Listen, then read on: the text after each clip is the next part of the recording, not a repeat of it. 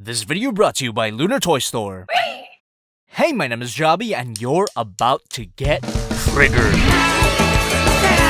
And before you get your colored hair in a ruffle, I'm not talking about whether or not we should use the correct pronouns. I'm talking about the anime studio Trigger, which is the studio responsible for such masterpieces as Infernal Cop, Little Witch Academia, and of course, Kill la Kill. But before I get sidetracked any further, what is Space Patrol Luluco? Well, it's a Trigger-produced miniseries about, I forgot most of it, but I do remember it being about an ordinary middle school student named Luluco who gets roped in with the Space Patrol, and they go on an intergalactic misadventure across the Trigger multiverse, meeting up with characters such as Infernal Cop and Waifu from Little Witch Academia. And how can I forget the terrifying side of this?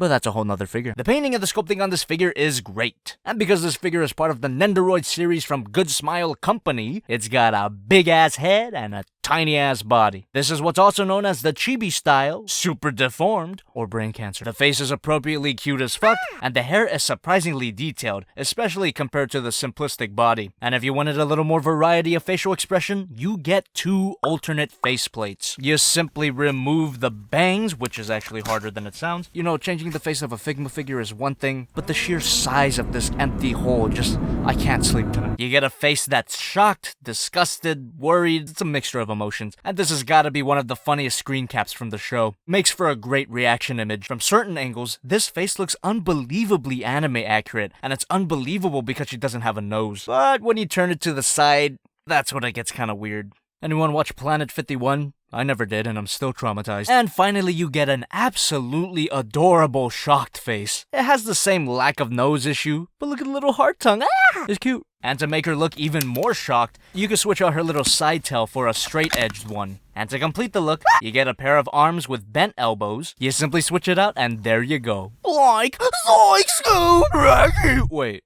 That's not Scooby-Doo. That's actually her dad. So in the show, her Space Patrol dad accidentally eats a pellet that freezes him up. And this is from what little I remember. I can't be fucked to research this. And this is simply a little piece of papercraft material. It's supposed to stand up, but it usually doesn't, which is why I weigh it down with this thing. This is also her dad. Later on in the show, they managed to revive the dad, but only a part of him. This is literally a chunk of his head with wheels and a mouthpiece attached to it. You could even see his brain. Goddamn, the show's fucking weird. And that's all displayed on this included cart. I'm a little disappointed it doesn't have real wheels, but fuck it doesn't matter. And as part of the Space Patrol, Luluco comes with a little Siren Headpiece. And it's a very weird method of attaching this thing to her head. You see, it's not a normal plastic tab and hole system. It's actually a little plastic card, and that slides into the seam line where the removable bangs and the head meet. It's pretty clever actually, but I worry that this thing will get worn out with time. And in order to replicate a pose from the first episode, I think, you get a weirdly long arm. And it doesn't look too weird from the front. Looks like she's waving. But then you look at it from the side and because the figure's head is so unnaturally ginormous, the figure can't stand up on its own. That's why you get an included Nendoroid stand that plugs into her back. So all the accessories that I previously mentioned are necessary to get the most out of this figure. Because without the accessories, the posability on this figure, not that great. Head moves up that far and down that far, ball joint at the pigtail, rotation at the arm, swivel here, and the swivel at the watch wrist, but not on the right wrist. Tie joint at the waist that barely qualifies as a swivel, rotation at the leg, moves back that far, and that's it. I'm assuming this is standard Nendoroid posability, so you really gotta mix and match the arm parts to get a limited variety of poses. And I'm also assuming this is the standard Nendoroid size, small enough to put in. Here's Figma Madoka Anime, SH Monster Arts Godzilla, Masterpiece Optimus Prime, and some fellow Trigger characters, the Figma Ryuko Matoi, and the Figma Satsuki Kiryuin. Overall, this figure's pretty good.